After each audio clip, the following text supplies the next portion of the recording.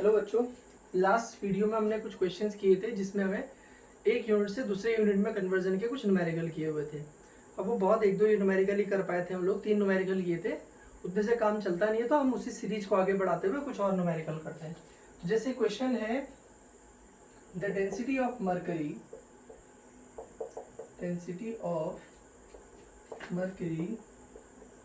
Is 13.6 gram centimetre -3। ठीक है, calculate it इन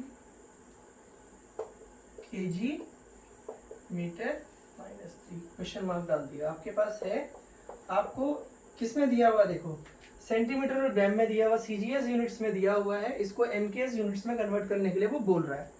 तो आपके पास फॉर्मूला मैंने आपको प्रीवियस वीडियो में पढ़ाया था, हम कैसे बोलते हैं, बोला था N1U1 is equal to N2U2 बोलते हैं हम लोग। ठीक है, U क्या होता है, डायमेंशनल फॉर्मूला लिखना होता है किस क्वांटिटी का, जिसकी बात कर रहे हैं। तो मरकरी की डेंसिटी की बात हो रही है, तो फिजिकल क्वांटिटी यहाँ पे क्या है, डेंसिटी। तो डेंसिटी वैसे तो मुझे यूनिट याद है कि ml-3 होती है, लेकिन सपोज अगर मुझे बच्चों को भी याद नहीं भी होती है, जैसे कई सारे टॉपिक ऐसे होंगे जिसमें बहुत बड़ी बड़ी सी यूनिट्स लिखी होंगी पीछे से, नहीं याद होती हैं, उससे कोई फर्क नहीं पड़ता है। तो आप इसको देख के भी निकाल सकते हैं, जैसे न्यूटन, डाइन, उसमें तो निकालना ही पड़ता है। लेकिन यहाँ पे देखो आप, यहाँ ग्राम दिया हुआ है, तो ग्राम किसकी होती है भाई, ग्राम तो लिखा होता है किसके लिए, मास के लिए होता है, और सेंटीमीटर क्या, लेंथ के लिए है, तो ml-3 या फिर kg, तो m हो गया m, मीटर के लिए क्या होता है, लेंथ का L होता है L-3। तो इसका डायमेंशन फॉर्मूला आप सीधे लिख सकते हैं। आपको फॉर्मूला नहीं भी आता है तब भी आप इस क्वेश्चन को सॉल्व कर सकते हैं अगर वो इन यूनिट्स की फॉर्म में दिया हो। तो U आपने कर दिया, डायमेंशनल फॉर्मूला हो गया। तो U1 क्या हो जाएगा आपका, M1 L1-3, और आपका U2 जो होगा M2 L2-3। फिर यहाँ पे क्या बोलना है आपने, जो 1 है, 1 कौन सा है, सिस्टम सीजीएस। 1 वो होता है जिसको कन्वर्ट करना है, कहा था मैंने, और 2 वो होगा जिसमें कन्वर्ट करना है। तो 1 सीजीएस हो गया, और 2 कौन हो गया आपका, 2 किस में कन्वर्ट करना है, एमकेएस में। ठीक है, और N1 कितनी वैल्यू दी है आपकी, 13. N1 इज इक्वल टू 13.6 और N2 is equal to question mark. तो आपको पता क्या फॉर्मूला है, देखो N1U1 is equal to N2U2 होता है बच्चों। तो यहां से आपका जो N2 है वो कितना हो जाएगा, देखो N1U1 अपॉन U2। फिर उसके बाद हम लोग यहाँ पे देखते हैं कैसे होगा। देखिए N1 को N1 ही रहने देता हूँ थोड़ी देर के लिए। U1 क्या था, U1 की वैल्यू देखो M1 L1-3, और यहाँ थी M2 L2-3। इसको लिख देते हैं यहाँ पे, इसकी वैल्यू देखिए, अभी लिखते नहीं है वैल्यू N1, और यहाँ पे इसको बेटा मैं M1 अपॉन M2 लिख देता हूँ, और यहाँ पे L1 अपॉन L2 पावर -3। अब 1 सिस्टम कौन सा, देखो N1 की वैल्यू आपके पास 13.6 है। 1 सिस्टम कौन सा है, सीजीएस में मास को किस में मेजर करते हैं, ग्राम में। M2 कौन सा वाला है, एमकेएस में मास को किससे मेजर करते हैं, केजी में।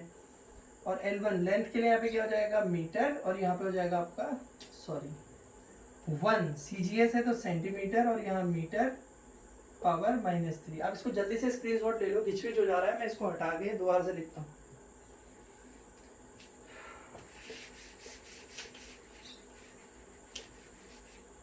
बहुत कंजस्टेड हो जा रहा है लिखने में, और यहाँ पे इसकी पावर -3 होगी। तो यहाँ देखिए अब क्या होगा नेक्स्ट टाइम पे, ठीक है, यहाँ पे मैंने इसको हटा दिया था, इसके लिए आ जाएगा सेंटीमीटर, यहाँ पे मीटर पावर -3।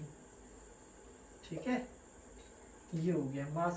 M1 की जगह ग्राम हो गया, M2 की जगह केजी, L1 की जगह सेंटीमीटर, इसकी जगह पे मीटर -3। अब क्या होगा, देखो 13.6 इंटू ग्राम तो ऐसे ही रहने दो, केजी की जगह कितना होता है 1000 ग्राम, 1 kg इज इक्वल टू 1000 ग्राम। यहाँ पे सेंटीमीटर, और 1 मीटर कितना होता है आपका 100 सेंटीमीटर, इसकी पावर -3। ग्राम से ग्राम कैंसिल कर दो, सेंटीमीटर से सेंटीमीटर कैंसिल कर दो, तो 13.6 इंटू 1/1000 इंटू, यहाँ पे ध्यान दो बच्चों, ये 1/100 इसकी पावर -3 है। ये ऊपर भी -3 आएगा, नीचे भी -3 आएगा, तो ऊपर लेके चले जाओगे इसको तो 13.6 इंटू 1/100 सॉरी 1000 और यहाँ पे 100 पावर 3 हो जाएगा ऊपर जा करके, ये निगेटिव में नीचे आ जाएगा ना, तो आप इसको क्या लिखेंगे देखो 13.6 इंटू 1/1000 इंटू 100 इंटू 100 इंटू 100, तो ये 3 0 चले गए आपके, कितने बच गए 1 2 3, तो यहाँ पे हो गया 13.6 इंटू 10⁻³ और किसमें था आपका केजी मीटर -3। तो ये अब ये तो पहले N2 की वैल्यू आ गई। अब अगर यूनिट के साथ पूछते हैं तो फिर आप यूनिट इसको लगा देंगे, तो आपकी वैल्यू कितनी आ गई इसमें 13.6 इंटू 10⁻³ हो गया। ठीक है, अब लास्ट में आंसर अगर आपको लिखना है तो आप ये लिख सकते हैं कि भाई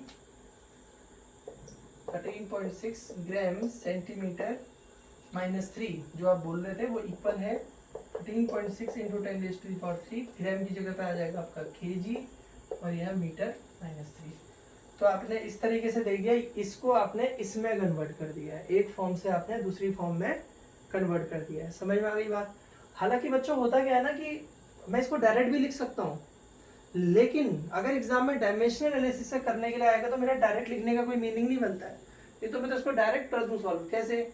ग्राम को लिख सकता हूँ कि केजी कितना ग्राम होता है। सेकंड मेथड भी मेरे पास इसका अवेलेबल है, अगर मुझे ऐसा ना पूछा जाए।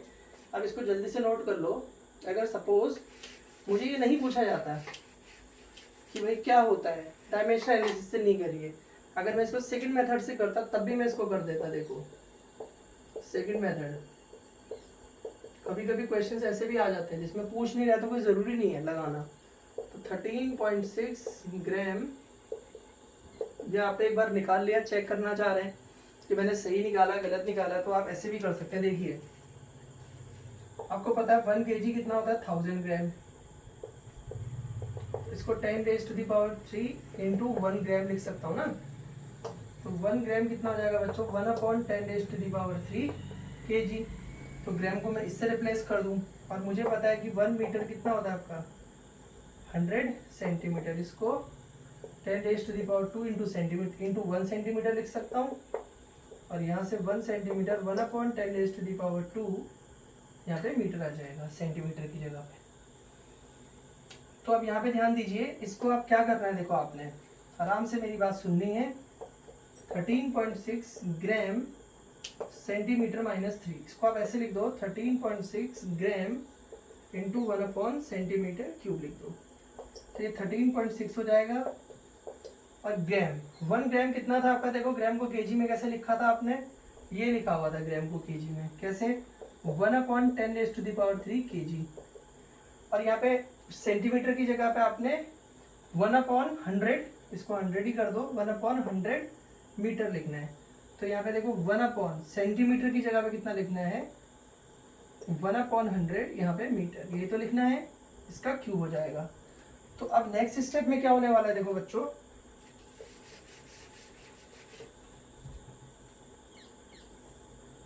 क्या होगा, देखिए 13.6 ये ऐसे रहेगा, ये 10⁻³ हो गया, यहाँ पे kg रहने दो, इंटू ये अपॉन के नीचे अपॉन है तो ऊपर चला जाएगा, तो 10⁻³ ऊपर आ गया और यहाँ पे नीचे मीटर क्यूब रह गया। ठीक है, तो 13.6 इंटू 10⁻³ का मतलब हो गया 1000, और इसको आप 100 इंटू 100 इंटू 100 कर देंगे, ये आपका यहाँ पे केजी हो गया, इधर आपका मीटर क्यूब हो गया। तो 1 2 3 1 2 3 ऐसे 0 आपके कैंसिल हो गए, तो 13.6 1 2 3 10⁻³ kg per meter cube. In this way, what we have done, we have converted gram centimeter cube, gram centimeter -3 into kilogram meter -3, इसको ऊपर लेके चले जाओगे तो ये हो जाएगा kg मीटर -3। तो अब ये देखिए कि without using dimensional analysis we can also convert from one form to another.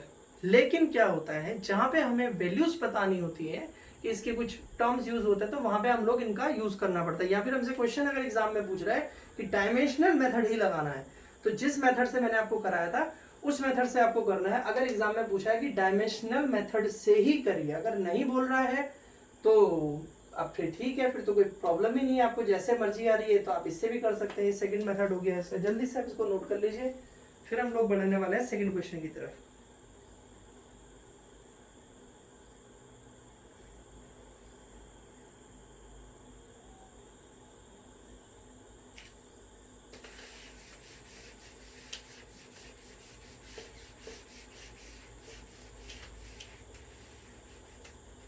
चलिए नेक्स्ट क्वेश्चन करते हैं।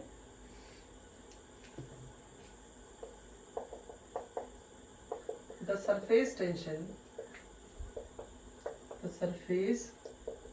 टेंशन ऑफ वाटर इज 72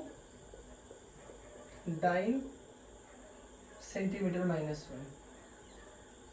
अब देखो, आपको अगर सरफेस टेंशन का नहीं भी डायमेंशनल फॉर्मूला आ रहा तो ये आपको हेल्प कर देगा। अभी देखो कैसे,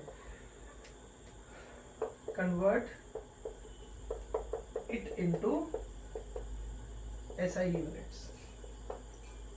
ठीक है, सोल्यूशन SI मींस MKS की बात कर रहा है, सोल्यूशन। तो यहाँ पे क्या हो गया, देखो U क्या हो जाएगा आपका, देखो dimensional formula of surface tension. Surface tension का डायमेंशनल फॉर्मूला हो गया। अब सरफेस टेंशन क्या दिया हुआ है तुम्हें, देखो डाइन पर सेंटीमीटर, डाइन अपॉन सेंटीमीटर दिया हुआ है। डाइन किसकी यूनिट थी, फोर्स की, सेंटीमीटर लेंथ की हो गई। तो इसको मैं क्या कर सकता हूँ बच्चों, इसको यहाँ पे लिख दो F, और सेंटीमीटर मीन्स लेंथ का हो गया। अब डायमेंशनल फॉर्मूला फोर्स का कितना होता है, MLT-2 अपॉन L हो गया, L से L कैंसिल हो गया, तो क्या आ जाएगा आपका ये MT-2। ये सरफेस टेंशन की हमारी जो डायमेंशनल फॉर्मूला हो गया। The dimensional formula of surface tension is MT-2। अगर कभी कभी आपको कुछ क्वेश्चन सॉल्व करने हो, उसमें डायमेंशनल फॉर्मूले नहीं भी आते हैं तो आपको निकालने आने चाहिए।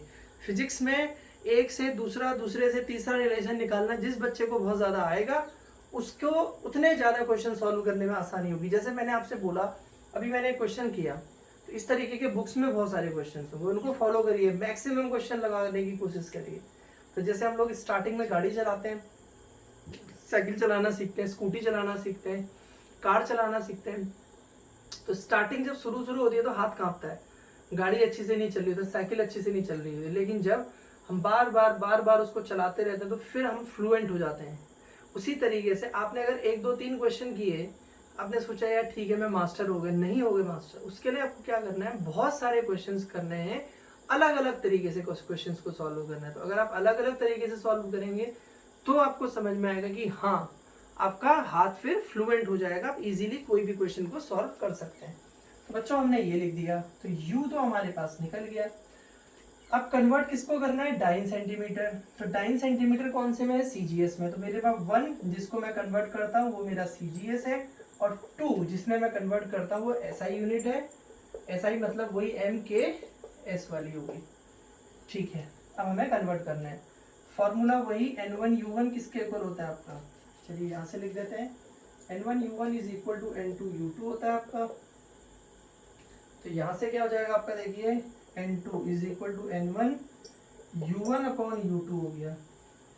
N1 की वैल्यू आपके पास 13.6 है, U1 की वैल्यू है MLT-2 अपॉन, सॉरी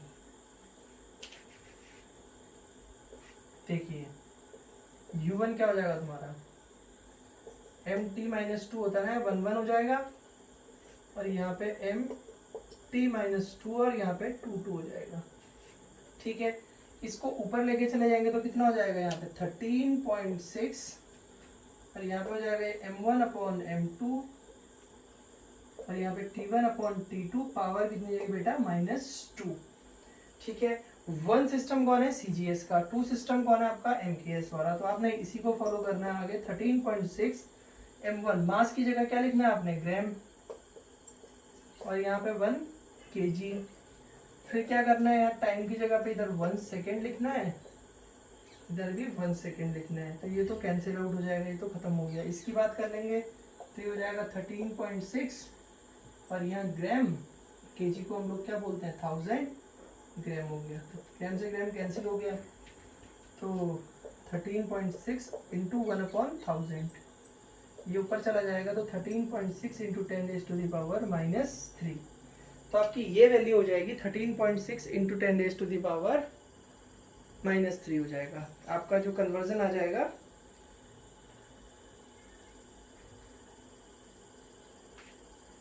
मेरा भी ध्यान थोड़ा सा शायद मुझे लग रहा है ख़राब हो गया है। 72 था, मैं पहले ही क्वेश्चन में जी रहा हूँ अभी, तो यहाँ पे सॉरी 72 आएगा, यहाँ पे आपका ये 72 आएगा, यहाँ पे आपका 72 आएगा, यहाँ पे आपका 72 आएगा, यहाँ भी 72 ही आएगा बच्चों, यहाँ पे भी आपका 72 आएगा। तो ये आपका आंसर हो गया, ठीक है। मतलब ये लिख दीजिए आप, देखिए लास्ट में 72 dyne centimetre -1 is equal to 72 into 10⁻³ क्या। डाइन को इधर किसमें लिखते हैं हम लोग, डाइन न्यूटन हो गया, न्यूटन मीटर -1, इस तरीके से आपने इसको कन्वर्ट कर दिया है।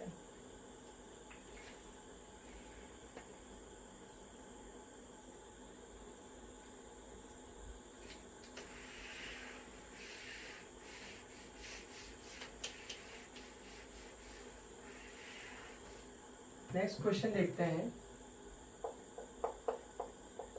An electric bulb has power कितनी पावर है, 500 वॉट की पावर है, ठीक है। Calculate it in CGS system question mark. अब इसका हम बात कर लेंगे सोल्यूशन की। 500 वॉट है, इसे हमें कैलकुलेट करना है CGS सिस्टम के अंदर। अब इसे कैसे करते हैं, यहाँ पे ध्यान से सुनिए आप। इलेक्ट्रिक बल्ब है जिसकी पावर ये है, तो देखिए पावर का पहले आपको डायमेंशन फॉर्मूला निकालना है। तो पावर इक्वल टू क्या होता है आपका, वर्क अपॉन टाइम। तो कोई काम अगर जल्दी कर रहा है तो उसकी पावर ज़्यादा है। आपको मान लो छत पे पानी लेके जाना है, ठीक है, सीढ़ियाँ 5 सीढ़ियाँ आपके पास हैं, आपने 5 लोगों को बोल दिया ऊपर लेके जाने के लिए, एक एक बाल्टी पानी आपने उनके 2-2 बाल्टी उनके हाथों में पानी दे दिया, आपने बोला उनसे ऊपर लेके जाओ। तो होगा क्या, जो जल्दी पानी लेके जाएगा उसकी पावर आप बोलेंगे कि सबसे ज़्यादा है। वर्क तो सबका सेम कर दिया। जिसको टाइम सबसे कम लगेगा ये तो बोलेंगे सबसे पावरफुल है, से सबसे पहले पानी पहुँचा दिया। तो बेटा टाइम के साथ इनवर्स रिलेशन, इस पर टाइम कम होगा उसकी पावर ज़्यादा होगी। दूसरी चीज, एक काम करते हैं हम उनके लिए टाइम कांस्टेंट कर देते हैं कि 5 मिनट या 10 मिनट का टाइम हमने उनके लिए कर दिया। हमने कहा 10 मिनट में कितनी बाल्टियां ऊपर लेके जाएगा। तो जो जितनी ज्यादा बाल्टियां लेके जाएगा तो हम कहेंगे ना उसकी पावर ज्यादा है, मतलब उसने ज्यादा वर्क किया है। तो power is equal to work upon time. अगर वर्क ज्यादा होता है तो पावर ज्यादा है, और उसी वर्क को करने में अगर टाइम कम लगता है तो भी पावर आपकी ज्यादा है। तो पावर का फॉर्मूला हमारा वर्क अपॉन टाइम होता है। अब वर्क का डायमेंशन फॉर्मूला क्या होता है, वर्क आपका होता है फोर्स इनटू डिस्प्लेसमेंट, और आपका टाइम तो टाइम ही है भाई। फोर्स के लिए हम लोग क्या करते हैं, mlt-2, और यहाँ पे डिस्प्लेसमेंट के लिए हमारा mlt-2 हो गया, और डिस्प्लेसमेंट के लिए हम लोग किसकी बात करते हैं, आपका L की बात करते हैं। टाइम के लिए हमारा T हो गया, ठीक है। तो ये क्या हो गया आपका ml² t-2 ऑलरेडी है, एक ये ऊपर चला जाएगा तो ये t-1 हो जाएगा।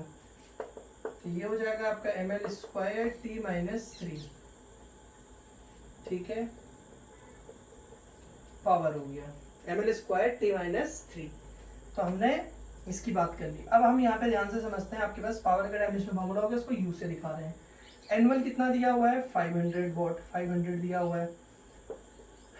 N2 आपका क्वेश्चन मार्क कर रखा है। U1 क्या हो जाएगा आपका M1 L1² t1-3, और U2 हो जाएगा आपका M2 L2² t2-3, ठीक है। U1 हो गया, U2 हो गया।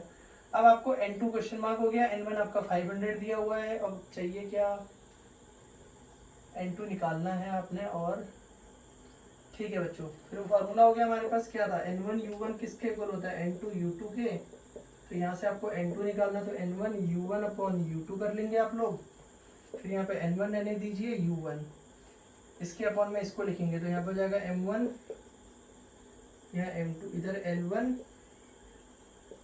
इधर आपका t1, इधर t2 पावर -3। तो अब यहाँ से आगे को क्या होगा, देखो m1 की बात कर रहे हैं। वन सिस्टम कौन सा आपका, देखो यहाँ पे आपको यही तो ध्यान देना है। वन आपका MKS वाला हो गया वॉट, MKS, और 2 आपका कौन सा सिस्टम हो जाएगा, CGS सिस्टम हो गया। ये साफ साफ कह रहा है CGS सिस्टम में कैलकुलेट करिए आपको। तो आपने क्या करना है, देखो N1 की जगह तो आपको 500 लिख देना है। अब यहाँ पे M1 1 की जगह पे क्या लिखना, वन सिस्टम MKS है तो kg, यहाँ पे ग्राम आ जाएगा, मीटर हो जाएगा, इधर सेंटीमीटर इसका स्क्वायर, इधर सेकंड, इधर भी सेकंड, इसकी पावर -3, ये तो कैंसिल हो जाएगा। ठीक है, तो यहाँ पे क्या हो जाएगा, देखो तुम्हारा 500 और यहाँ 1000 ग्राम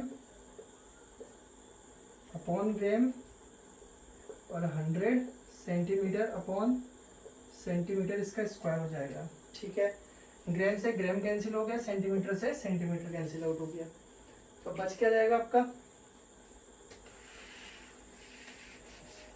क्या बच जाएगा, देखो 500 इंटू यहाँ पे बच गया आपका 1000 इंटू यहाँ पे हो जाएगा आपका स्क्वायर है तो 100 इंटू 100 हो गया। इसको मैं 100 इंटू 100 कर सकता हूँ,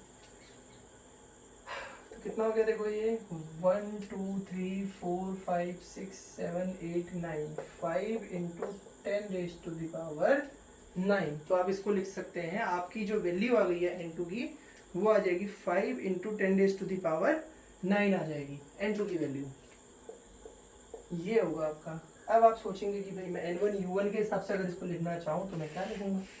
जैसे आपने मान लीजिए सोचा कि भाई हम लिखना चाहें कि 500 वॉट है, 500 तो किसके इक्वल हो गया, 10 रेज़ टू द पावर 9 के। अब यूनिट क्या लिखूँ, तो देखो अभी पावर की मैंने बोली थी वर्क अपॉन टाइम होती है, बोली थी वर्क की CGS में क्या होती है, अर्ग होती है, टाइम की सेकंड हो गई, तो अर्ग सेकेंड -1। तो आपका 500 वॉट जो है MKS सिस्टम में वो 5 into 10 raise to the power 9 होता है, अर्ग सेकेंड -1। तो इस तरीके से आप इसको एक फॉर्म से दूसरे फॉर्म में कन्वर्ट कर सकते हैं।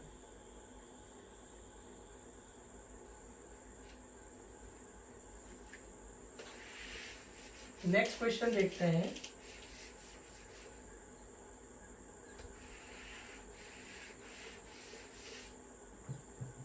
नेक्स्ट क्वेश्चन है, if value of atmospheric pressure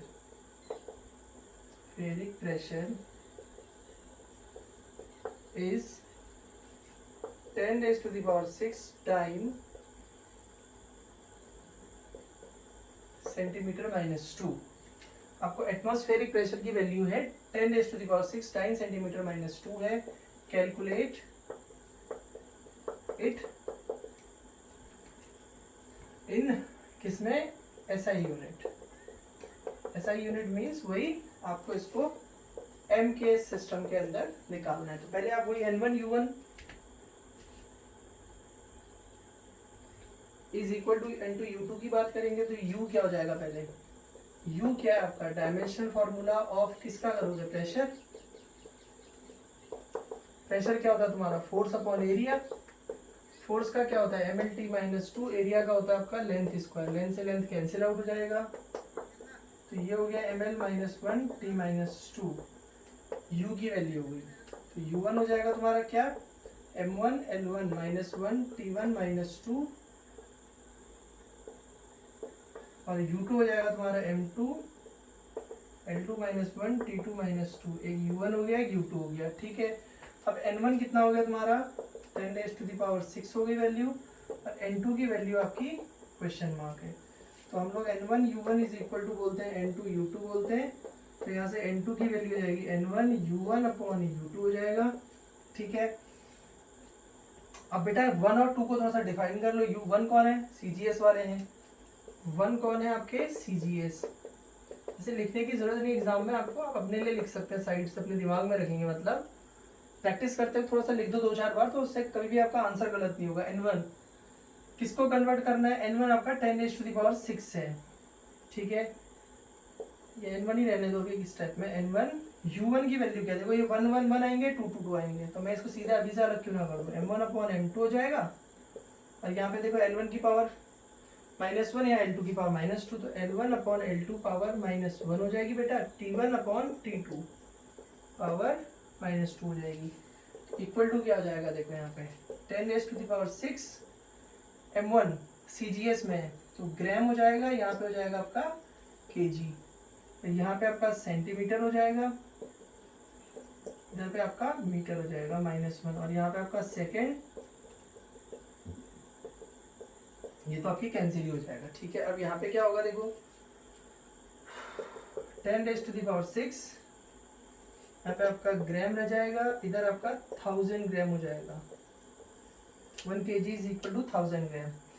यहाँ आपका सेंटीमीटर रह जाएगा, और इधर आपका 1 मीटर कितना होता है, 100 सेंटीमीटर। लेकिन पावर का ध्यान लगाना है, पावर आपकी -1 है, ये आंसर गलत करवा देगी पावर आपकी, तो इसलिए थोड़ा सा ध्यान से देखिए, ये कर दिया, ये कर दिया। ठीक है, इसके बाद यहाँ सॉल्व कर लेते हैं। तो 10⁶ × 1/, यहाँ पे 1000 हो जाएगा देखो, और यहाँ पे 1/100 इसकी पावर -1 है, ये आपका 1 की पावर यहाँ पे -1 होगी, 100 की पावर -1, 1 की पावर -1 मीन्स 1/1 1 ही हुआ, तो 1 की पावर -1 का तो कोई मीनिंग ही नहीं है ना, 1 की पावर 1 हो जाएगा, ये 1 ही हुआ।